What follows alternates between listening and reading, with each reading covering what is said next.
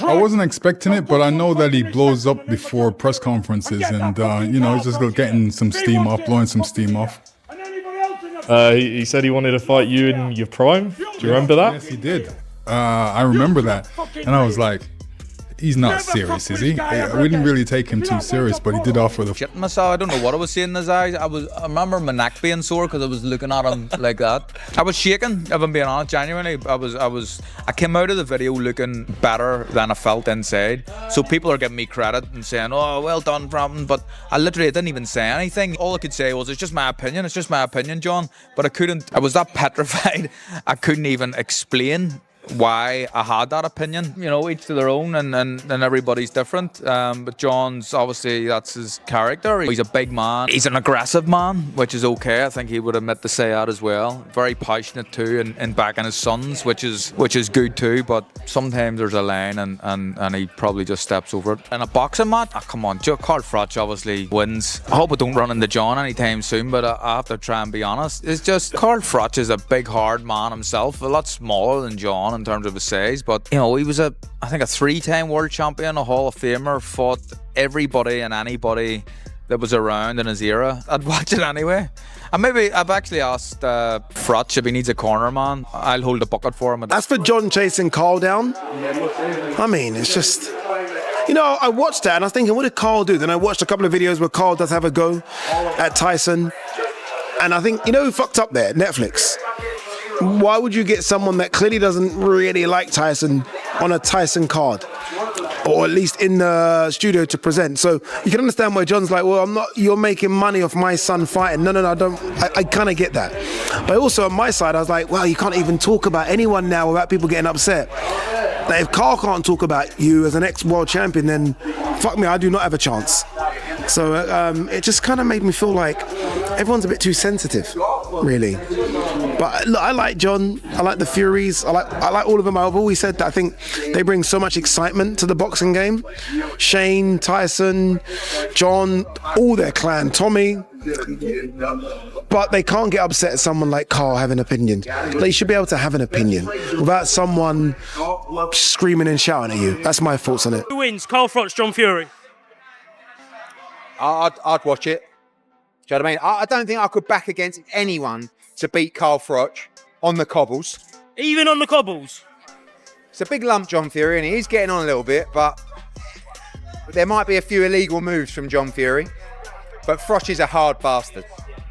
How do you think Carl dealt with Big John on Monday? He didn't say anything, did he? Just let him get on with it, really. But what are you going to do? Shout out from a TV platform? Yeah, come on in. Yeah, that's not really Carl's style.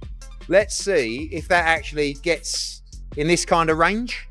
Because if it gets in this kind of range, it's going to be very different. Do you reckon if it was, like, what are we, a foot away from each other? If John Fury stuck it on Carl Froch in his space, I think he would chin him immediately.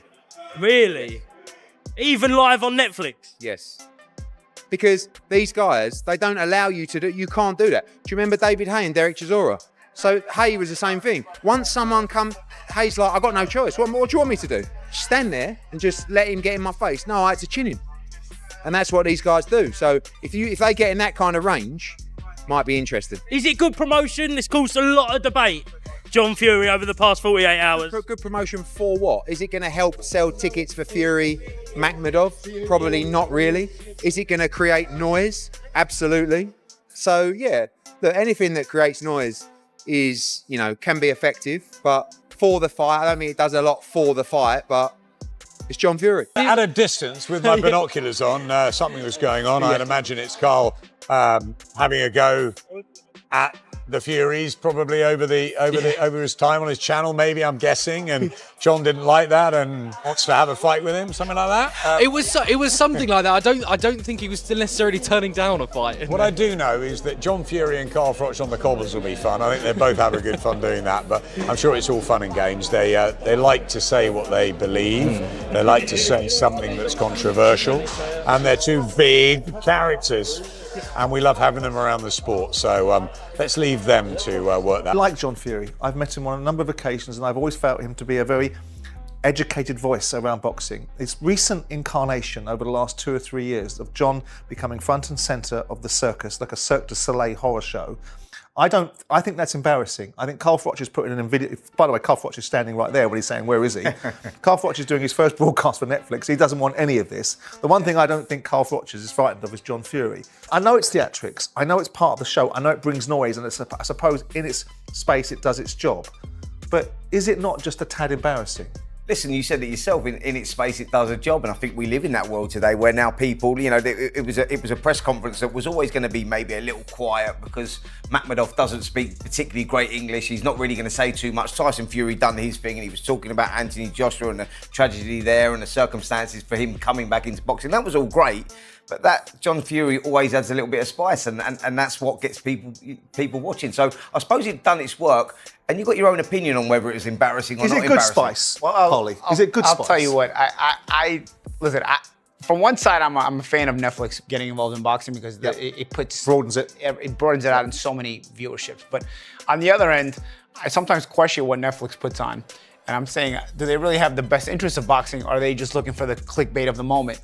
And when you're looking for the clickbait of the moment, this is yet another example of that. You know, the Furies have a lightning rod image. Obviously, Tyson backs it up. He can fight, okay? Yep. He's accomplished everything. But then you got this kind of thing here.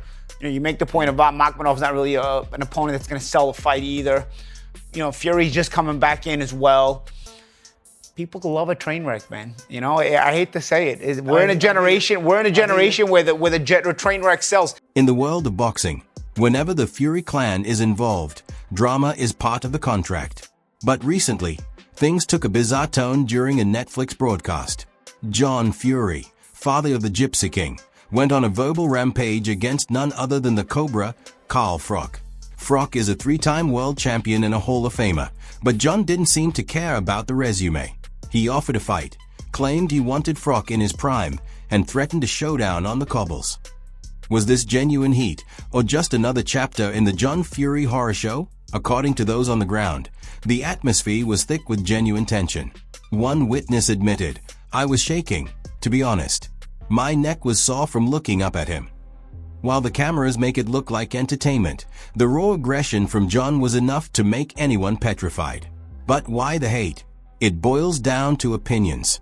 John Fury feels that if you're making money presenting a Tyson Fury card, you shouldn't be having a go at him. On the flip side, people are asking, has the sport become too sensitive?